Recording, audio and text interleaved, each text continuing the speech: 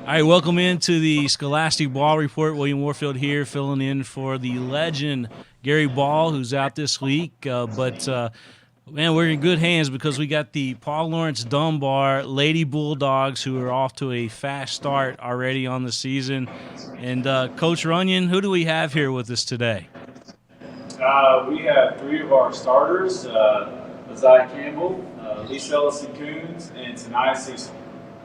Coach, a lot of people say that you've been building this team up for quite a while now, and this year is your year. Yeah, we've been waiting on this group for a while, and we know we have some talent, and we're deeper than we've ever been on our bench, and I'm really excited about where we're headed, not only this year but even looking into the future. Tanaya, just talk to us about your game out there and kind of being the floor leader for your team. Well, I just kind of bring up the ball, get our team in our plays so we can score, pass to the right people at the right time. Isaiah, what are your thoughts on the team? My thoughts on the team are I think that we're a good team. We can go out there and have fun and still compete in a good way. We bring a lot to the table, and like Coach said, we do have a deep team. So with the bench being able to come in and replace what the starters do is great. Lisa Ellison Coons, everybody knows your game out there, and you're a force to be reckoned with out there on the floor. Always show up in big games and every game that you play. What's it like to be playing under Coach Runyon, first of all, and then being the leader that you are out there for this Lady Bulldogs team? Okay. Well, me and Runyon, we have a good chemistry, and he trusts me a lot as a player, so that helps. And then I've started since I've been a freshman, and so that's just helped me build my leadership. Yeah. Coach, when you have seniors like you have, does it make it easier on your job, or is it always a constant battle being in that 11th region and in a tough district like you're in? Well, in terms of the region and the district, I mean, that never changes. It's always tough, and we know that from the beginning. So we know what we're going to get out of every team, and we're prepared for those challenges, and we go over everything in practice that we need to do. But in terms of having senior leadership and veteran leadership, even at the junior level with Isaiah, they do a lot of teaching for me in practice. They help the younger kids. They help them get to the right spots, learn the plays. They coach them through the plays. And then, during gameplay, anybody that's a senior or in our starting lineup, they can call plays. They can diagnose offense and defense. And I trust them to make decisions. They don't really look over a lot at me. And that's because we've worked on our relationship from coaches and players standpoint. And I know what to expect out of them, and they know what I expect out of them. You've got a really good, a really good product, if you will, out there on the court in terms of how your team plays each and every night. And you've been tough. I mean, consistently tough team to go up against. For other teams to compete with you. This year, just happens to be a year that we're still kind of in this pandemic situation. How has that changed anything, if any, other than, of course, having that 6 man out there which is your home crowd and your student section? But how has that changed or impacted your team this season?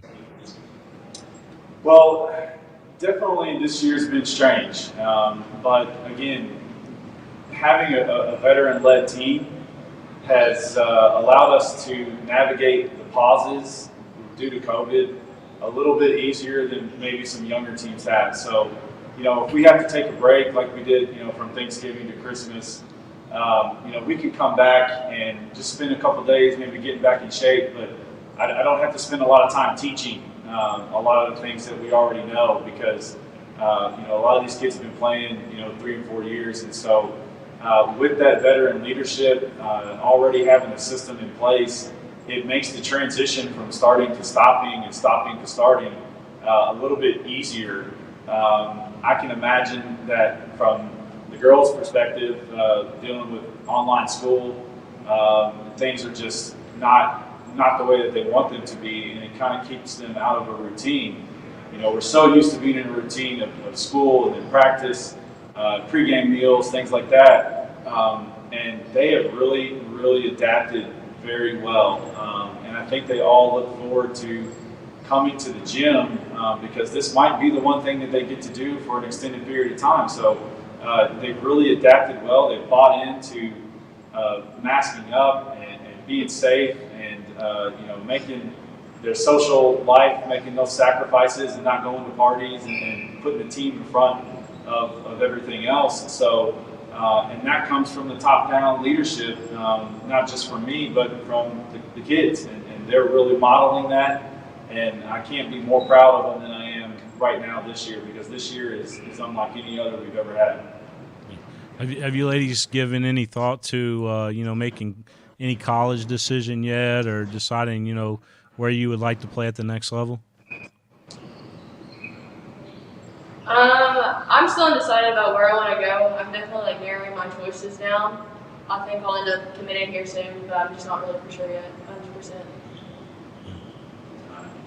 I want to play at the college level, but we'll see how that goes. I don't know. I really want to play, but Yeah. we'll see. I also want to play at the college level, but right now I'm just waiting to see what comes to offer to me. I think They all big have things. interest.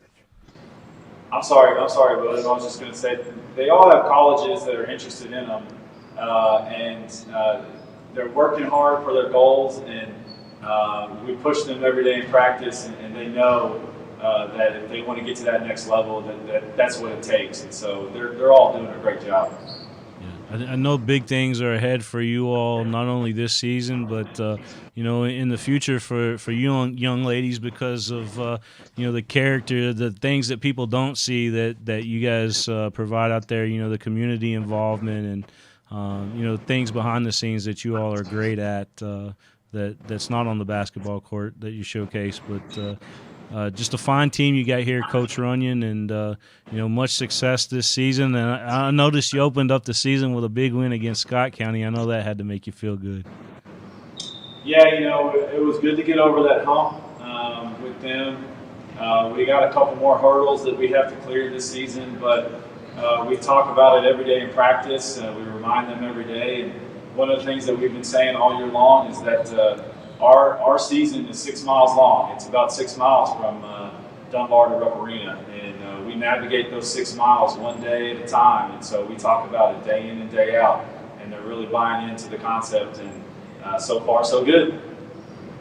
Well, I know you got an exciting product out there on the court, and continue to do big things. And I hope that we see you on down the road in the district and the regional tournaments, Coach. All right, thank you. Appreciate Thank you. Thank you.